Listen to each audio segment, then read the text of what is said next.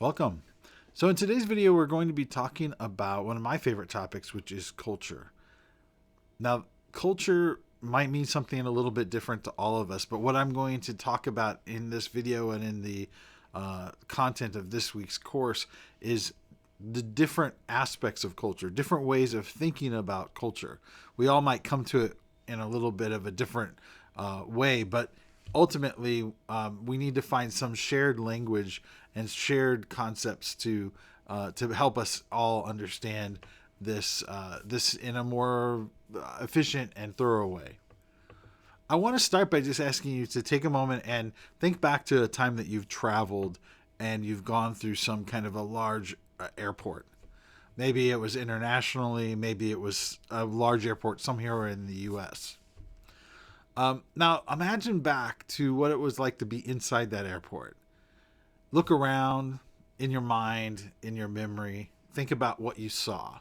Maybe you saw some clocks, maybe, or you saw maybe some digital readings of the time, or you maybe noticed some other passengers rushing busily to their gate and checking their watch along the way. Maybe you saw the flight board with all of the different flights leaving from different locations or arriving from different locations and all the times listed in there. So all of these examples are basically an example of non-material culture, right? And they all revolve around this concept of time, which varies from culture to culture. All of us sort of think about it a little bit differently. In the West, we tend to think of time as more of a commodity that is limited, and so we value it and think of it as something that's somewhat scarce.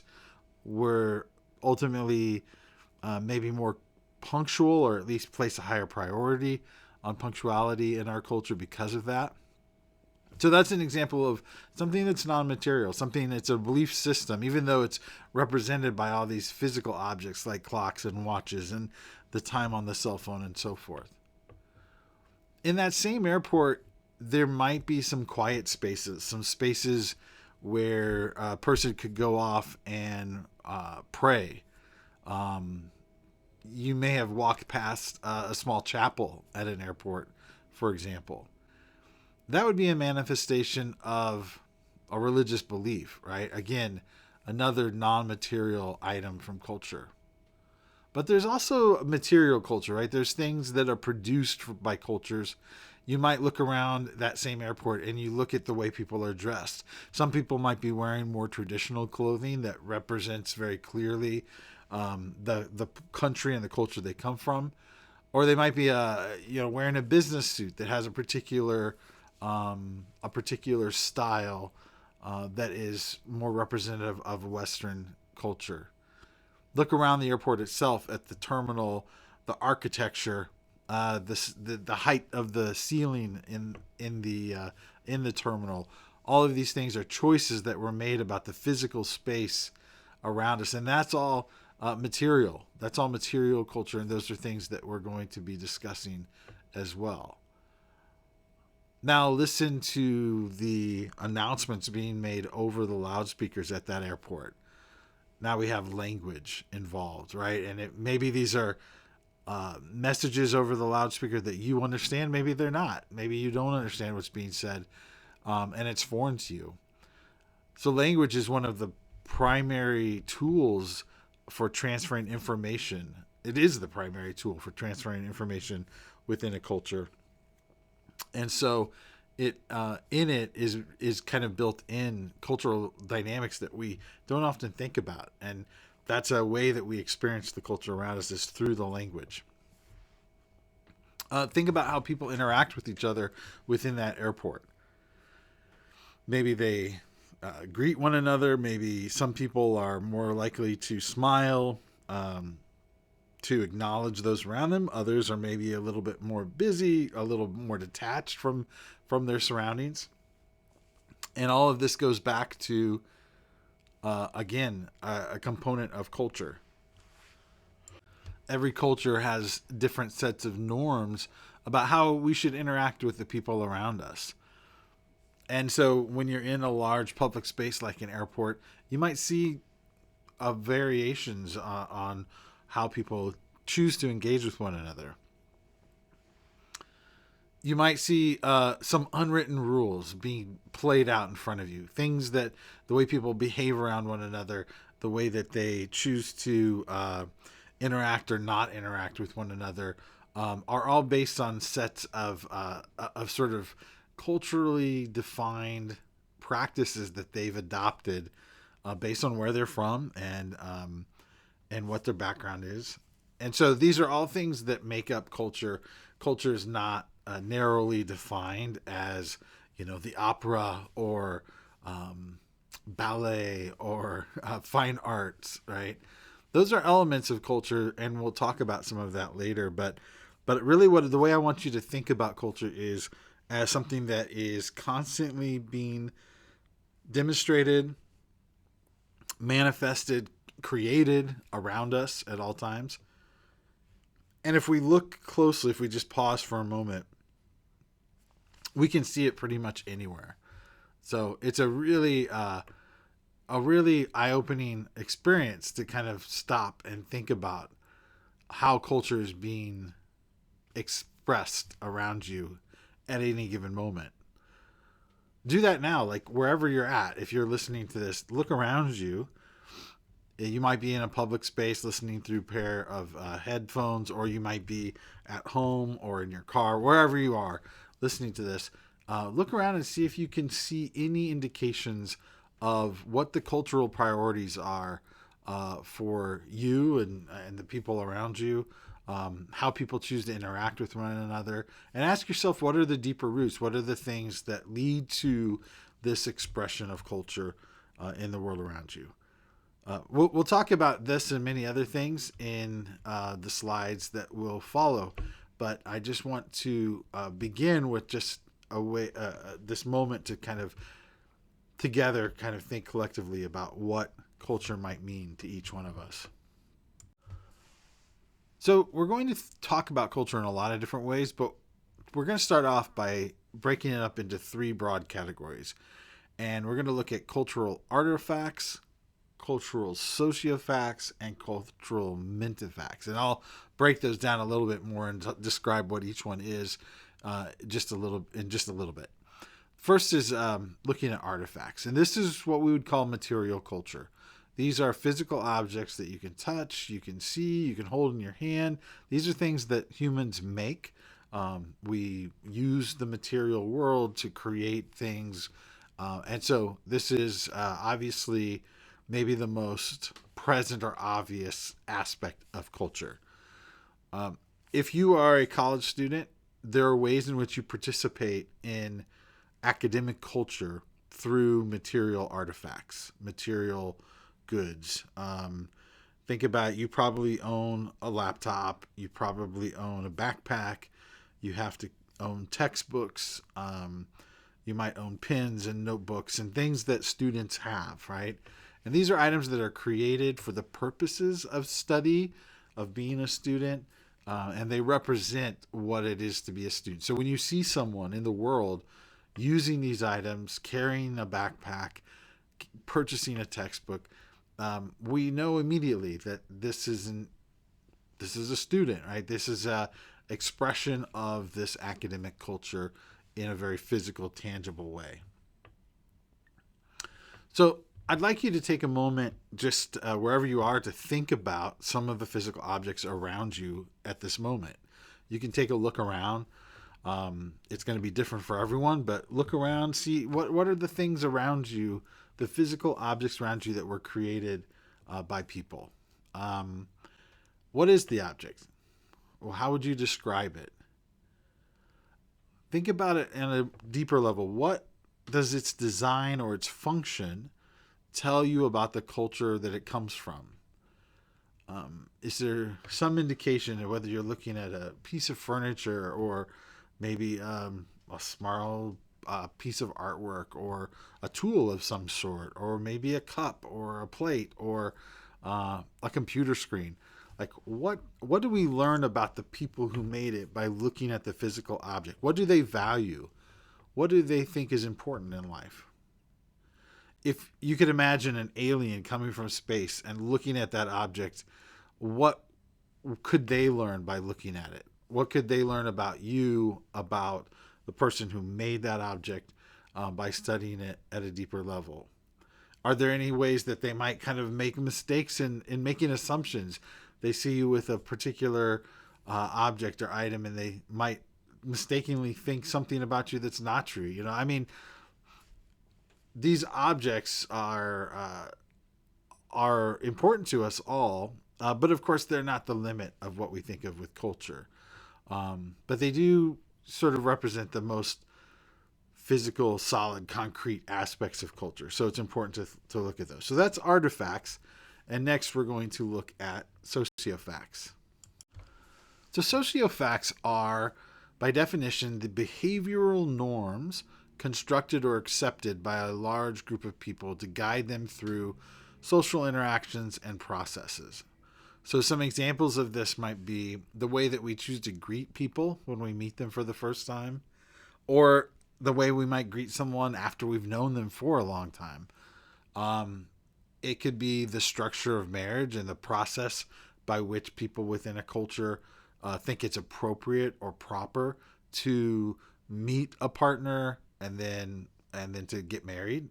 So it involves rituals. It involves expectations about how permissions might be sought and given.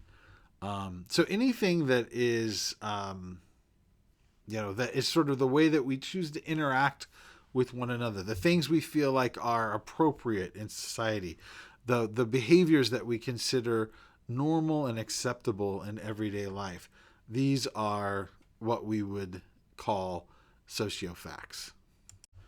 I'll give you a few examples of how sociofacts kind of play out in regular everyday life.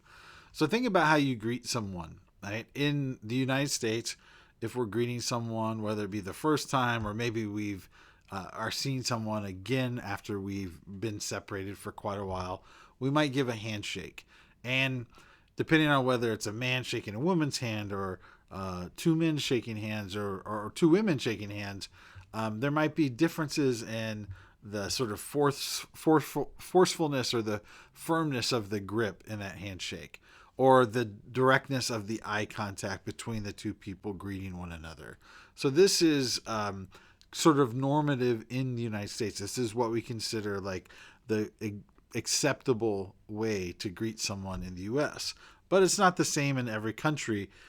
In cultures like Japan, the sociofact that we would see for a greeting is to bow. So there are all kinds of rules about how that bow should be performed. If you're greeting someone who has lots of status and respect and hierarchy, then you're going to bow with greater depth and duration. And so there's a whole set of unwritten rules that are known by Japanese, accepted as normal behavior by Japanese, but completely unobvious, completely unknown to most of us from the West. So this is an example, greeting some. Another might be sociofacts around traffic rules, right?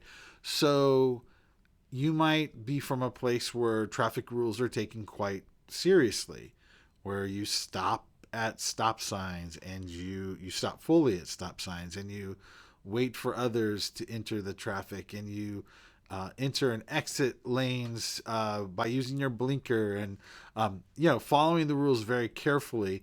And in some culture that is the accepted norm, right? I think probably some of us are more aligned with that type of approach towards driving than others, but there are other places in the world where the defined rules for traffic are, though they might have stop signs and they might have turn signals on their vehicles, there's a lot more leeway given, and there's not an expectation that people will follow the rules as precisely as they are followed here in the U.S. I remember when I lived in China talking to someone about this who had spent a lot of time in driving in China and driving in the United States.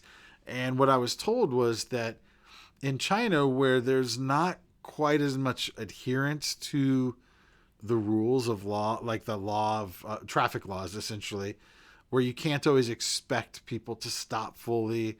You don't know if people are going to use a blinker correctly and so on. In China, there are a lot more accidents. But because everyone understands that others around them are maybe not adhering to the laws so exactly, people are very defensive in their driving. So when those traffic accidents occur, they typically are less disastrous, right? They're smaller fender bender type accidents. In the United States, we have maybe a smaller number of accidents overall, but we have more catastrophic accidents. And part of that is because there is an expectation that people will follow the law here. And so you find that people will drive faster through an intersection when they believe that all other traffic has stopped to allow for them to pass through that intersection.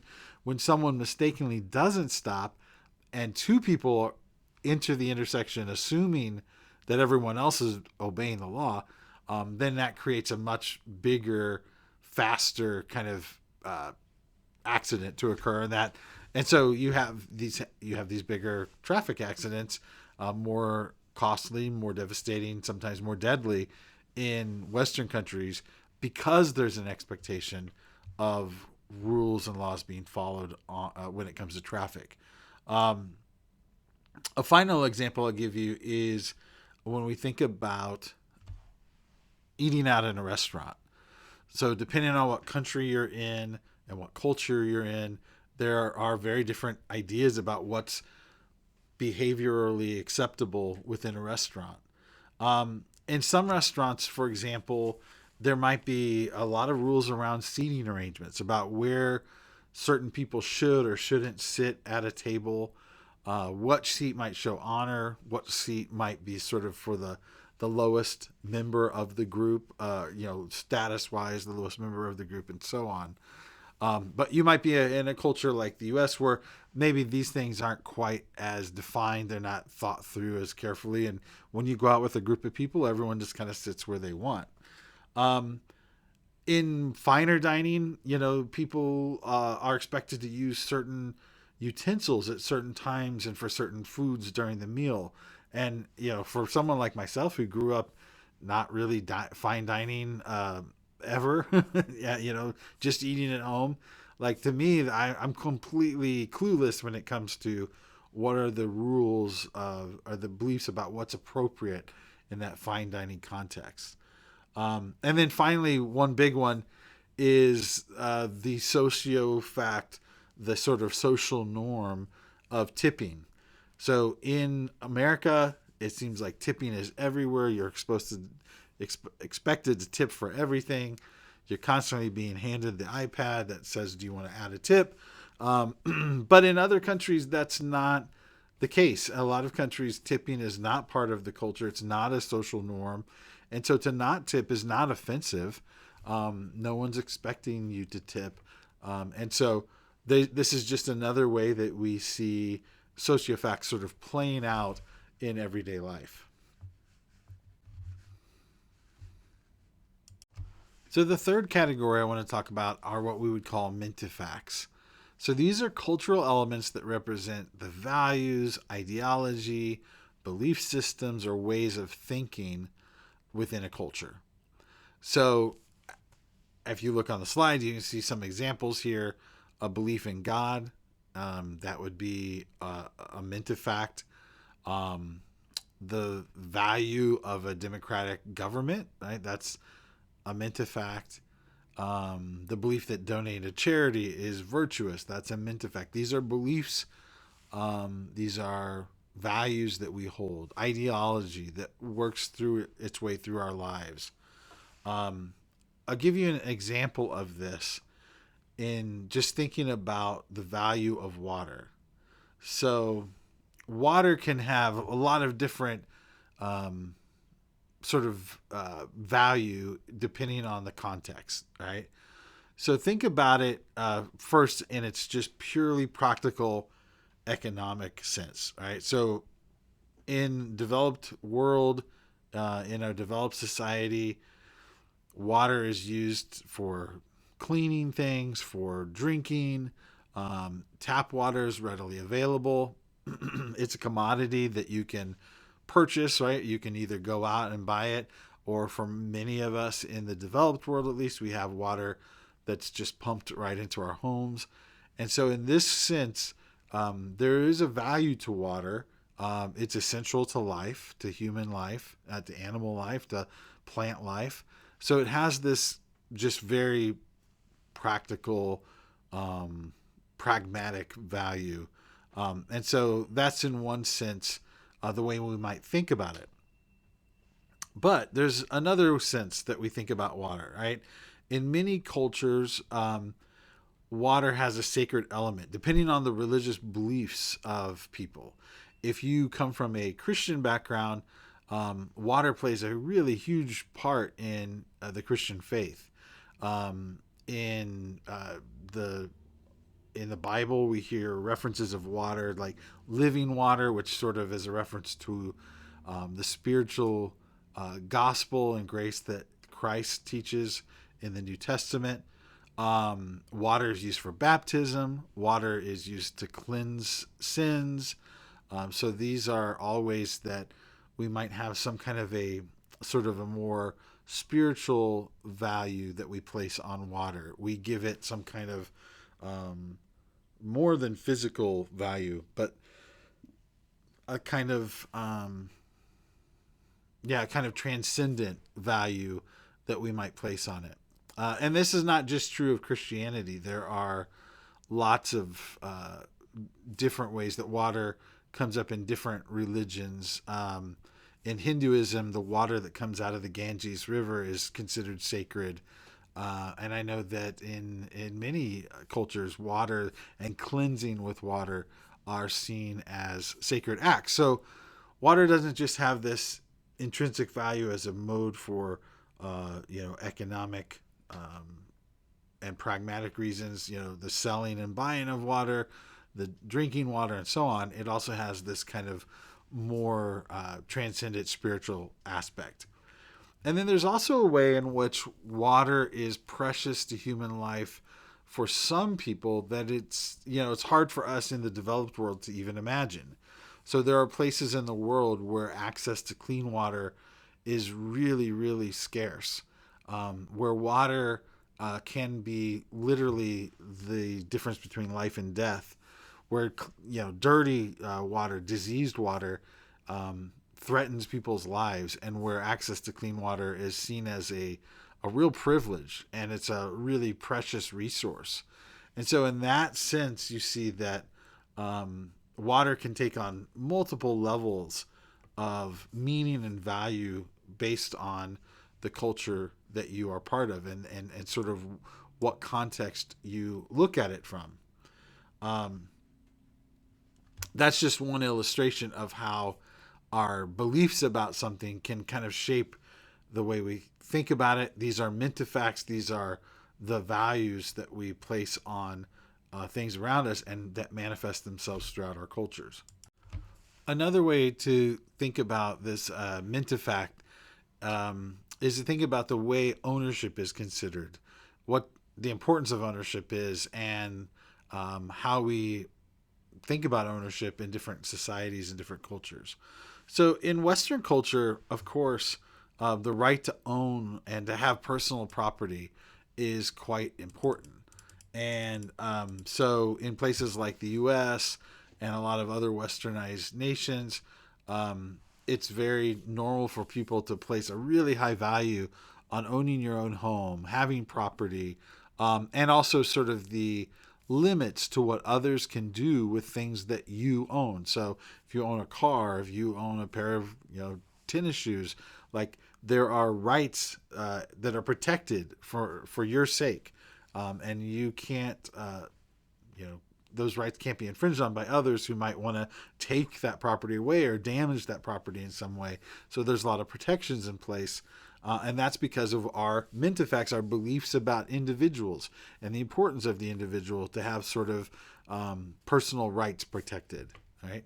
But in other cultures, there are different ideas, right? There are different ideas about how physical objects belong to a community rather than an individual, or how objects might belong to a family unit more than an individual within that family, or how property might belong to a nation or a village rather than an individual. And so those all comes back and traces back to these Mentifacts, these beliefs and values about uh, personal property and the rights of an individual versus the rights of a collective group, and the priority of an individual over the priority of a group, or the priority of the group over the individual, and so on.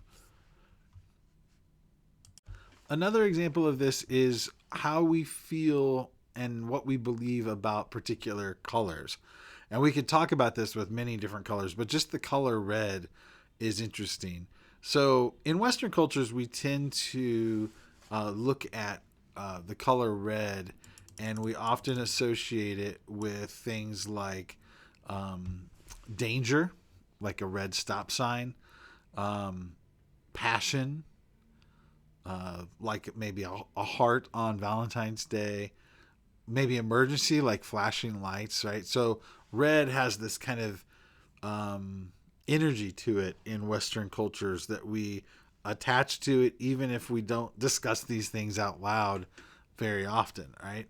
In other Eastern cultures like China and India, red is often associated with things that are maybe a bit more positive than in the West. Things like good luck, celebration, happiness, prosperity. And so we see in Eastern cultures, more often red is used in celebrations or ceremonies to celebrate the best parts of life, right? Now, you can, of course, think of exceptions in both directions. In places around the world like China and in India, there are red stoplights, right, that signify sort of getting a driver's attention, forcing them to stop, and so on. And in the U.S., we use red as a symbol of Christmas holidays, right? So it's not that we always think of red in these certain frames or these certain ways, but we often do, right? We're looking at trends more so than the hard fast rule at all times.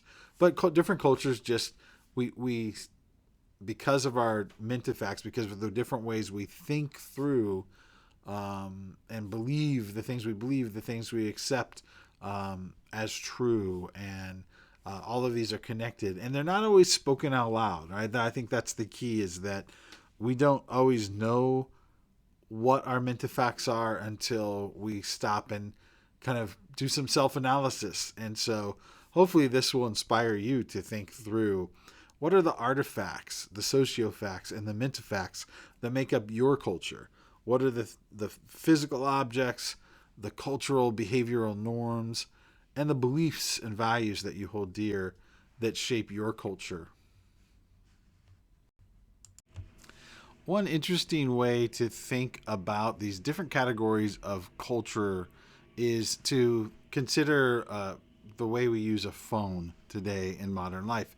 So, in order to use an iPhone or an Android device, you have to have a physical object, right? So, this represents an artifact. It's something you can hold in your hand. It requires material to produce. It's something physical. It has weight. It's something we can look at and think about things. For example, its appearance, its style, the screen quality, the brightness of the screen, and so on. These are all sort of physical attributes, all artifacts.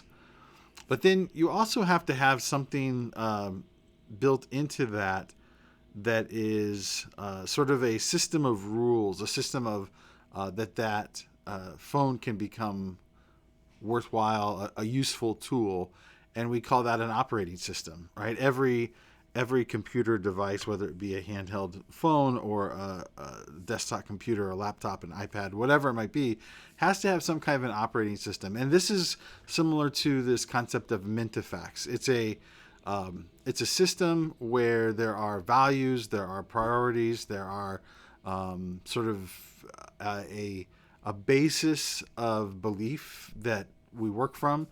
And so an operating system is in some ways, at least in this metaphor, similar to the Mentifacts that we've discussed. And then finally, you have the apps that are run on that device, that cell phone. This is similar to the Sociofacts that we've talked about. This would be software or apps that we use to accomplish things. This it sort of mirrors the way that particular behaviors are acceptable, certain actions are take place within society. Sort of the active, productive part of a culture, the way we engage with one another, and so on. These are the Sociofacts, or the apps that are run. So you have artifacts, the physical phone, Mentifacts, the operating system that that phone runs on, and then you have the Sociofacts, which are the apps that reflect the kind of behaviors and actions that are seen as productive and acceptable within a culture. So culture is complex. It's sometimes confounding. It's always changing. It can be beautiful. The products of culture can be awe-inspiring. They can be discouraging, right? Everything that is human can be reflected in the culture. And it's hard to get our hands around it, right? It's hard to figure out exactly what we're talking about sometimes whenever we engage with culture. But I think these three broad categories are a great way to start. And so hopefully this has been helpful to you as we begin this look into the topic of culture in relation to international studies.